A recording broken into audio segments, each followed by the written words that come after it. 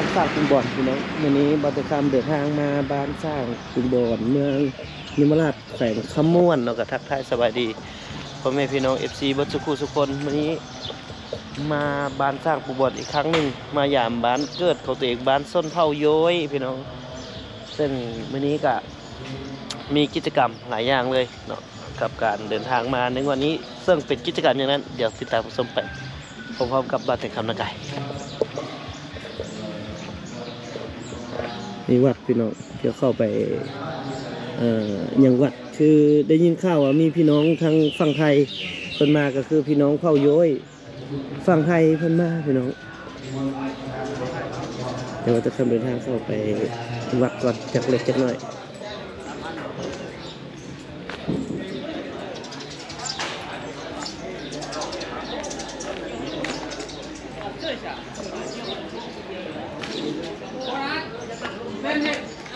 สบายดีนะ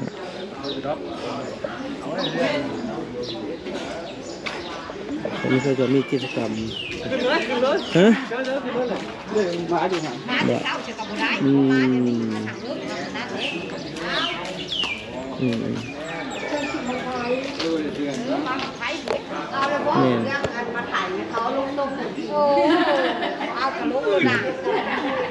มาตัวเดียว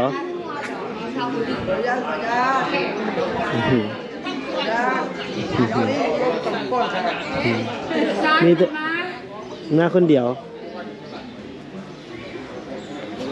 เพิ่นกำลังน่าจะถวายอย่างสักอย่างเนาะไปเอาพี่จังหน่อยนึงเรียกปู่ที่นี่ฮะน่าจะอยากให้โตขึ้นมาคือเจ้าขึ้นเลี้ยงปู่ที่นี่ขึ้นแล้วตัวนึงขึ้นแล้วขึ้นแล้วเราก็ย่าง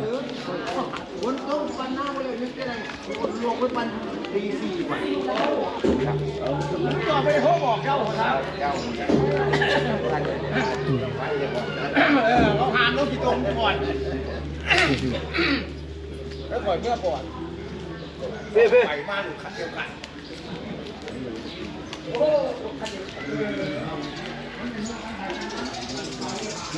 ขาดชายมาเฮ้อเลยเรียกคำทางกายมาเฮ้อเลยมันเชื่อว่าแอนยายคนนั้นคุณขายก่อนเรียกมาทางนี้สวัสดีจะไปเรียกปู่จะหาลงมากินอ๋อทางคำเนี่ยเห็นแต่หน้าสบายดีจะเห็นแต่ในคลิปเดียงครับโอ้ตัวจริงเสียงจริงกันบ่เนี่ยไปเรียกปู่ว่าลงมากินมาบ่ทันว่าค่าเรียกอยู่ครับสบายดีFC พอดีนะ FC พระครูเสือเจ้าคณะอำเภออาการอำนวยกะไก่ไปไก่มาอยู่ทางอากาศก็ได้แต่บุค่อยได้แวะมิแต่ไปแวะท่ายเอาไปบ้านเผาโย้ยเผาโซ่เอากันหินความเล่าเลยนะเงินดาวไม่ว่าอาจารย์ประดิษฐ์เทียนที่ปราชญ์ชาวบ้านของอากาศอำนวยมันรุ่มจะวานจะพูดสบายดีของนั้นไม่ได้เป็นเจ้าเป็นนายเลยโดยวันรู้หาลายเชื่ออยู่ได้ไปน้ำผู้ไทยดำสลายไปก็ไอ้นั่นผู้ไทยดำมันม่วงเพิ่นอยู่บ้านม่วงไปนอนย้อนกับเป็นทิศแบบเนี้ยด้วยเช้าเลยวันนี้เขาไปนอนอยู่อากาศบ้างหรือแม่จะไปนอนตายในบ้านม่วงไรเนี่ยไปหาเลยก็ที่แรกก็ส่วนก็เพื่อนนั่นแหละว่าอยากไปบุญเผาโย้ยฮะแหละแต่ก็บ่ค่อยฮอดยามเท่าไหร่เพิ่นบ่ได้บอกเพิ่นอันนี้ฝากถึงไอ้ผู้ไทยดำเด้อบ่บอกบ่เตียงไอ้โทษไอ้ผู้ไทยดำอย่างเดียวนั่งไว้นมัสการเด้อวันนั้นให้เจ้าขึ้นไปไปมือเลี้ยงปู่ครอบไผ่แต่บริเวณว่าเป็นบริเวณเรามาเลี้ยงพี่ช้างดอกเพียงแต่ว่าลูกหลานทั้งครอบอากาศมวยมาแล้วไปบอกไปกล่าวเพื่อนซื่อกระซุ่มเขาอยู่โพใหญ่พวกนี้แหละไปพาขึ้นไปครอบไปบรรพบุรุษเขาไปจากนี่เนาะไปจากก็เห็นอยู่ว่าเจ้าไปบ้านหน้าบ่อเพิ่มว่าอยู่ว่าหน้าบ่อก็ไปอยากสืบสอบหายุ้ยพอจุ้ยไปที่นี่เป็นผู้ประสานของกลุ่มชาติพันธุ์ยุ้ยในประเทศไทยนี่โดยไทยนี่ก็นี่มือ วันที่10นี่ก็นะประชุมซูมกันอยู่ ธรรมดามันน่ะ ของ ขยายกระบอกบ่ สภาชนเผ่าพื้นเมืองแห่งประเทศไทย ที่ ก็50กว่าเกือบ50เผ่า ที่จริงอยู่ในยมราชนี่ก็สิมีแต่นาบ่อบ้านสร้างแล้วก็ บ้านทางการ บ้านทางการ บ้านคำแฮง นาทิน บ้านตลาดก็แม่นบ่ บ่นะแม่นบ่ตลาด บ้านตลาดเป็นยุ่ยแล้วอะ นาทินตลาดนาทินเนาะ แล้วก็ทงซ้ำ สมมุติอ๋อ ทงซ้ำเมืองทงใต้แล้วก็ไปหาอีผู้ใหญ่กาลาทอนอยู่บ้านย่างเก่าย่างบึงบ้านคำขี้ไก่ โอ้ทางนั้นก็แม่นน่ะ ช่วงนี้เขตอยู่เขตเมืองบ่า อ๋อ เด้อแคมป์เจ้า โด เลย ย โดย ไปหาทางบ้านย่างเก่าเด้อมันมีบ้านย่างเก่าบ้านย่างบึงแล้วก็บ้านคำขี้ไก่บ้านคำขี้ไก่คือเป็นบ้านใหม่ อ๋อแสดงว่า ของอีผู้ใหญ่กาลาท คือ อน ว่าแหละเขาก็สิฮู้แต่พื้นฐานเดิมๆก็คืออยู่ยมราชนี่ แต่ว่าอยู่เมืองอื่นก็สิบ่ บ้านปุนเจียหรือบ้านเฮียงนั่นแหละออกไปทางสวัสดิเขตอยู่บ้านสัก10กว่าลักเนี่ย ตรงซ้ำก็แม่น แม่ อ๋อ เจ้าไปฮอดมื้อนั่นล่ะพาไปมื้อ แม่น ปีกายนี่ไปบ้านพระนกไปเฮ็ดบุญนี่บ้านพระนก แล้วเที่ยค่ำมาโทรศัพท์จะคืออะไรวะ ๆพี่น้องก็ มาเจอพี่น้อง เจ้าอย่างไรอยู่นี่บุญ พี่น้อง ทั้งท่าน พี่น้องเฝ้าโย้ยมาจาก ฉันก็ช่วยจะมา ฝั่ หั ง นตอนไป ฝั่ง เรีย ไท ก ย ผู้บัดมาบ่ทันถึงมัน กันหาอยู่กันจะใครเห็นช็อตนั้นที่สุด พระคิด ประชาแล้วก็ทาอยู่เนาะเวลาสภาได้โอ้ตอนนั้น บอกกับมีแต่ว่าเพิ่นว่ามาเฮาก็โทรกลับคืนในบ้านก็บ่มีคำตอบหยังจักโมงเฮาก็บ่ฮู้เลย ไม่เรียกบูได้ครับ เจ้าเพิ่นว่ามีภารกิจอยู่ก็เลยพาขึ้นไป เอาล่ะคิดว่าน่าจะประมาณ 10 โมงบ่หรือว่าอีหยังก็เพื่อเฮาออกมาเด้ บ่ปกติก็ซ้ำนี่แหละขึ้นไปทุกปีนะแต่ปีนี้เพิ่นว่าเพิ่นมีภารกิจอื่นใดเพิ่นละพาไป นั่นแหละเพราะว่ากะว่าเฮาก็บอกว่า2 ชั่วโมงเฮาบ่ เข้าค่อยได้ เพราะว่าถ้าเฮาออก เจ้า 8 เจ้า โมง ผ่านมาทางล่างพี่วะมาทางล่าง มาทางยมราชนี่แหละ มาอยู่มาล่างเลย แม่น มาหั่นแล้วก็บัดนี้วันนี้เพิ่นมันออกมาเดินทางมา2 ชั่วโมงรู้แหละคือบอกคือเว้าเมื่อวานนี่แหละว่า2 ชั่วโมงก็เลยว่าเนี่ย มา นี่อาจสิได้อันนี้ทั้งท่านเจ้าคณะอำเภอที่เจ้าคณะอำเภอเป็นเจ้าคณะอำเภอเลย เลย เพื่อการมวยเนี่ยอันนั้นเจ้าคณะอำเภอที่ว่าเอ็มซีเจ้านะเจ้าคณะเพื่อการมวยนี่นั่น ได้ไปทางนั้นจังสิไปนมัสการเพิ่นเลย เจ้าสีได้ มื้อนี้ก็ร่วมบุญบังไฟเลยแม่นบ่นี่ ซุ้มสิมือนะสักหน่อยนี่ จักหน่อยมื้อ เมื่อขามอย่ามันอันนี้อย่ามันขาม มาจากโมงมาจากมื้อละ มาเมื่อวานนี่แหละมากินข้าวอยู่กันหมอโตมาเพิ่นมาสันเพนักสันบ่ายเลยดอกของ ก็ทีแรกก็ตั้งใจว่าอยาก ข้างนี่ มันเพมันรถใหญ่รถใหญ่ ตะกี้ ปลูกกล้วยบ่ได้เด้คุมกับปลูกกล้วยบ่ได้เลย บ่เป็นอะไรโอ้ยบักน้องชายนี่น้องชาย นมัสการ เจ้าเสียของอาตุ้มปัดเล็กๆน้อยๆเจ้าไปเด้อ สาธุ นี่ FC นึงได้ไหนก็ไปกราบนมัสการคารวะ เดี๋ยวไปพุ่นน้อยสิไปกราบทางพุ่นโอ้ เจ้าคณะอำเภอ โดย อันนี้ว่าท่านเจ้าคุณเป็นรองเจ้าคณะ มีมังเงาะป่ามาอีกแล้วเนาะเงาะป่ามา ยังไงเงาะป่า ป่า เอาก็ดีใจพี่น้องที่พี่น้อง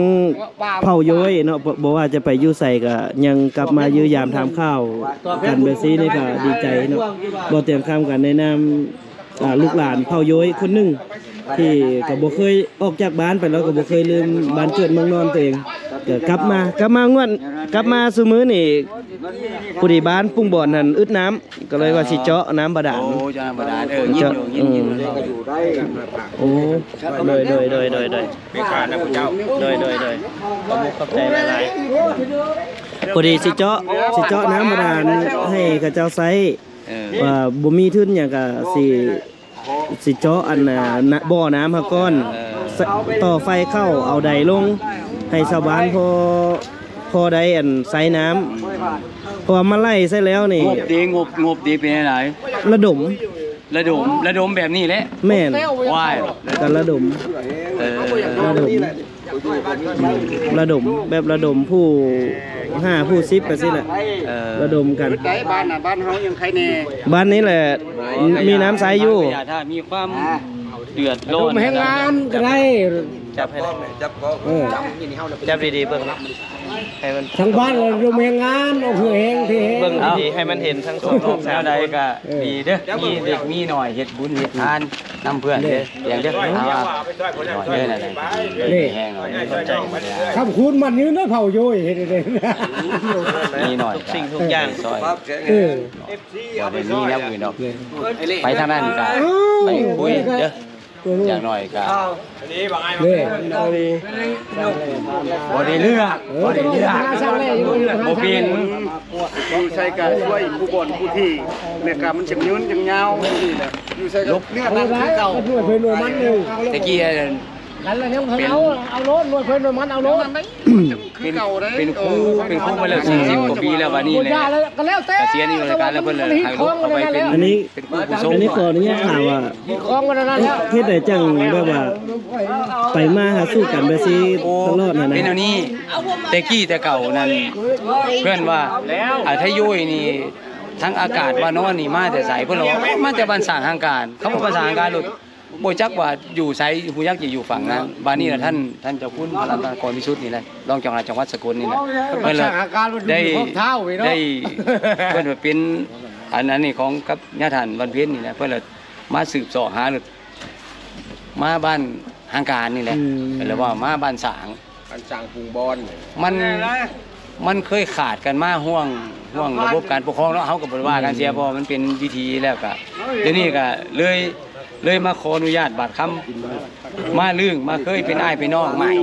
เดี๋ยวนี้ถึงแม้ว่าเป็นบ่เป็นญาติกันแต่กี้แต่เก่า เพราะว่าจุอีไว้ที่นี่สิประมาณเป็นอายุ60กว่านี่63 64นี่สิเป็นรุ่นที่4ของการอพยพเมื่อก็เพิ่นว่าก็เมื่อประวัติความเป็นมาว่าถึงกว่าตอนเมื่อก็ได้นำเรียนนำเว้านำกล่าวกับชุมชนทั่วไปว่าให้ย่อยของอากาศอำนวยแล้วก็ว่านอนหรือว่าให้นี่เนี่ยก็มีอยู่หลายช่วงเนาะบางช่วงก็อาจสิไปโดยบ่ได้คือบังคับบังคับแต่เที่ยวซุ้มโยยนี่ไปก็อาจสิถือที่เพิ่นว่าเกิดซึกเกิดหยังก็ เตรียมคำมาฮอดว่ะ ว่า มาฮอดแรงว้าเนี่ยเป็นประชาชน ในบ้านไปออกกันนั่นต่างกัน โอ้ย อยู่นี่ก็เห็นอยู่ เพราะมันเคยลงมาอยู่เพราะว่าบ้านเกิด บ้านเกิดอยู่นี่ใส่แห่อยู่โกโก้นี่แหละ เห็นอยู่แพนไปข้างๆกันวัดอยู่วัดก็นี่เนาะ พอดนั้นย้อยแล้วกลายไปแต่ผู้ไทย มันเห็นแต่ว่าผู้ไทยดำมาแล้ว ใหม่เนาะ มักแต่ผู้ไทยด่าผู้ แม่ เกี่ยว ละผู้เห็นพันสำคัญของย้อยเลย ครับบัดย่อยแท้ๆเลยกันเปิดเห็นแต่ในคลิปอยู่โยว่าแน่หาแต่ผู้สาวเรื่องของเรื่องไม่เรื่องอื่นไม่ว่านี่อันเปิดโตแต่เปิดใจแต่ผู้สาวแล้วลองไปเปิดใจผู้บ่าวโย่ยบึงจังเทื่อมันมีหลายบ่าวอยู่บ่าวที่เป็น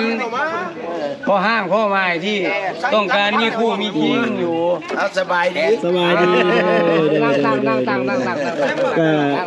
เพื่อเมียนหนาเดี๋ยวนี้ ก็ดีใจได้ที่มีไอ้มีน้องอยู่หลายบ้านหลายที่เนาะก็ไปทั้งนั้นก็อยากไป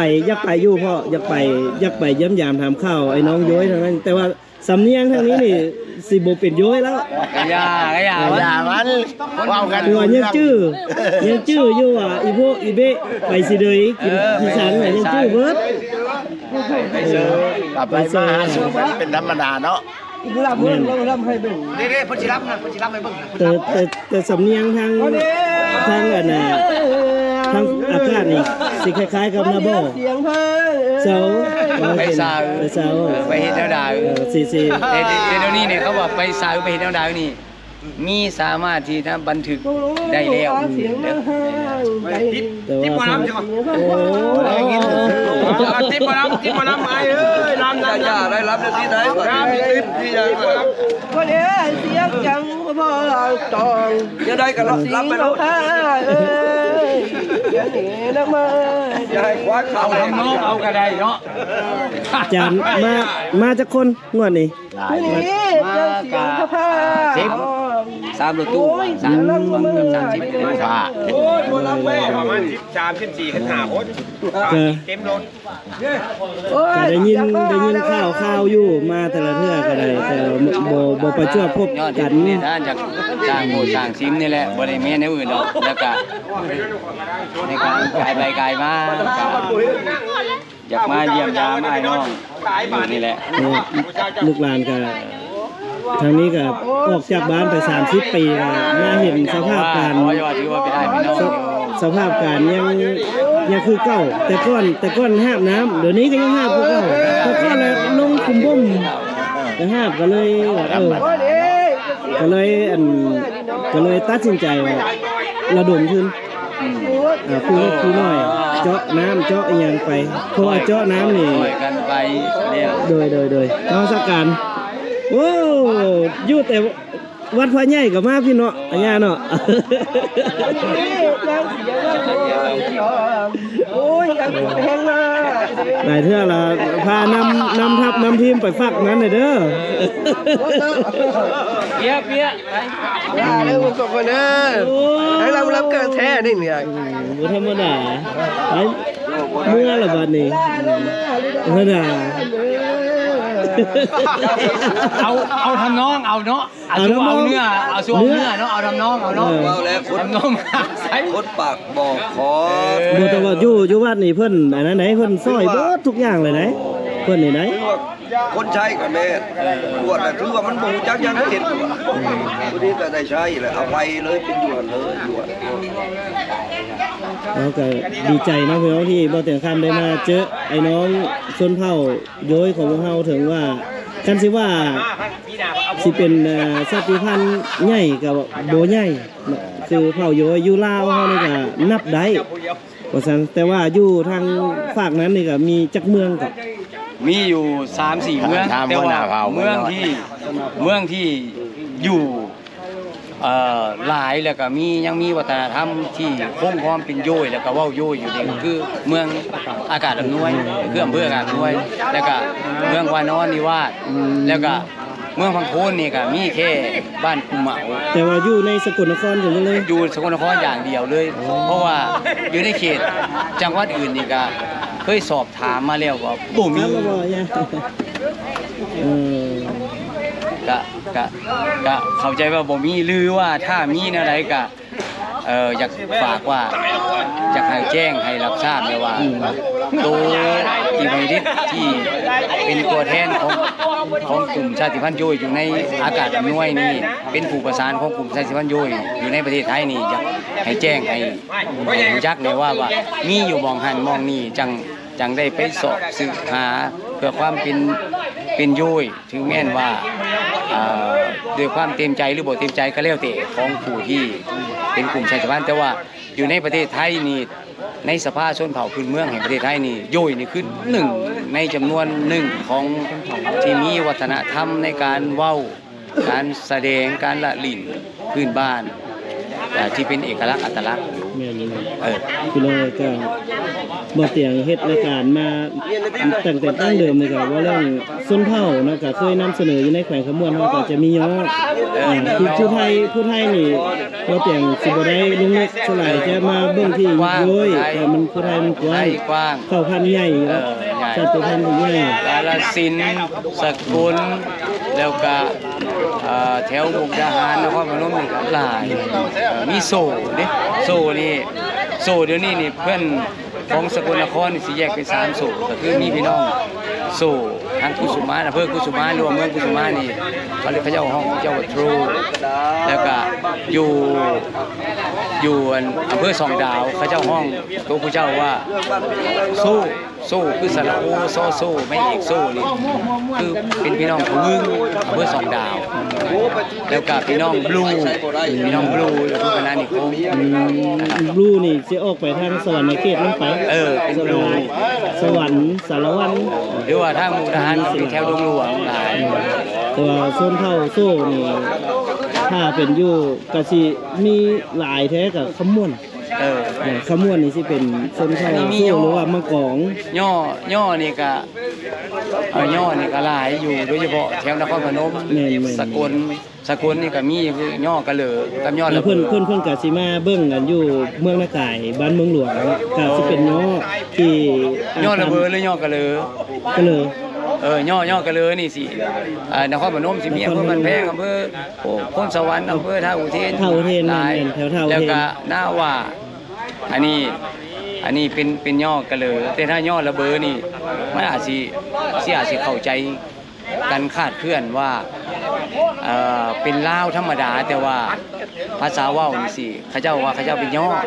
แต่ว่าระเบิดบ่ได้แม่นกระเหลอแล้วก็พี่น้องถ้ากระเลิงพี่น้องกระเลิงนี่สิอยู่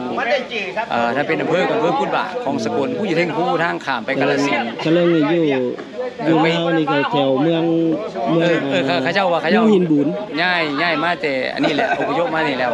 ไปเซยไปสิเดยเฮ็ดแนวเดยนี่แหละ ถ้าอยู่มหาไซก็สิเป็นบ้านนาฮี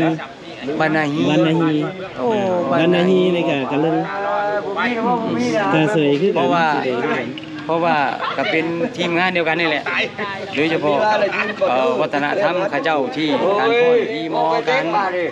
การแต่งกายสิคล้ายๆโยย ใกล้เคียงกันมี คล้ายๆภาษาเว้าสิคล้ายๆกัน โยยกับกะเลิง คล้ายๆกันที่สุด ใกล้เคียงกันแฮงเลย ภาษาเว้า ภาษาเว้า สำเนียงใกล้เคียงกันแฮง เฮ็ดแนวเดยไปสิเดยประมาณนี้แหละก็เขาเจ้าก็มีวัฒนธรรมคืออยู่กุดบากนี่ก็มีงานกะเลิงประจำปีก็ช่วงต้นเดือนกุมภาก็เคยเห็นไปซอยงานอยู่วังยานี่ก็จะหาไปมาไปซอยกิจกรรม เนี่ยพี่น้องก็ถือว่านั่งเล่นนั่งหัวน้ำกันก็ถือว่าเอาเป็นแบบสิว่าจังไหนเอาแบบพอได้ฮักหอมกันซะก่อนเนาะเดี๋ยวเอาไว้ลุ่งเลือกตัวจริงไปมาหาสู้กันบ่เตียงก็สิพยายามให้ได้ไปเยี่ยมยามถามข้าวพี่น้องส่วนเฮาย้อยทางอากาศเนาะทางสกลนครก็สิพยายามไปทางนี้ก็บ่เตียงก็นำเสนอหลายๆบ้านอยู่ก็เคยไปหลายบ้านหลายที่ก็ข้อมูลส่วนใหญ่ก็สิถามว่าชนเผ่าหยังหรือว่าถ้าว่าเจอผู้เฒ่าผู้แก่ก็สิถามประวัติเพิ่นว่ามาอยู่ดนปานใดต้นกำเนิดมาแต่ใส่แน่เนาะโดยเฉพาะแถวนากายนี่ก็มีชนเผ่าแทรกที่หลายๆท่านให้ความสนใจเนาะ แสกมี ชนเผ่าแทรกนี่น้อยแฮง นครพ แฮ น ง ม น้อยแฮง แถ น้ ว อย บ้านอาจสามารถแถวบ้านนครพนมนี่ก็มีบ้านบ่ว่าแสกก็เป็นกลุ่มเดียวกันนี่แหละโดยเฉพาะกิจกรรมเขาเจ้าแสกเต้นสากส่วนไทยโยยนี่ก็ลำโยยกองเลงเนาะที่เคยได้ยินว่าการแสดงลำโยยกองเลง เอาพี่น้องเดี๋ยวบ่เตรียมข้ามก็สิสิจบไว้เพียงส่ำนี้ก่อนเนาะเดี๋ยวเอาไว้โอกาสหน้าถ้ามีโอกาสเดี๋ยวจะไปยุยามถามข้าวพี่น้องทางอากาศอำนวยแล้วก็มีบุญมีทานบัดนี้ก็ติดต่อกันโดยเฉพาะแม่นงานชนเผ่าย้อยทั้งเฮาวันจังได๋ก็วันพะย้อยเดี๋ยวพวกเฮาก็สิ เดือน6ขึ้นออกใหม่6ค่ำขึ้นค่ำเดือน6ของทุกปี พวกเฮาก็บ่เตรียมก็สิพยายามให้ได้ไปให้ได้ไปนำเสนอทางนั้นได้สำหรับEPนี้เดี๋ยวบ่จะทำขอลำลาไปสำนี้ก่อนเด้อพี่น้องเด้อพบกันใหม่ EP หน้าหวังว่าคลิปนี้คงจะเป็นประโยชน์ต่อบรรดาท่านผู้ชมทุกท่านขอขอบใจก่อน ได้คนไปหาดีกว่าใหญ่ของมา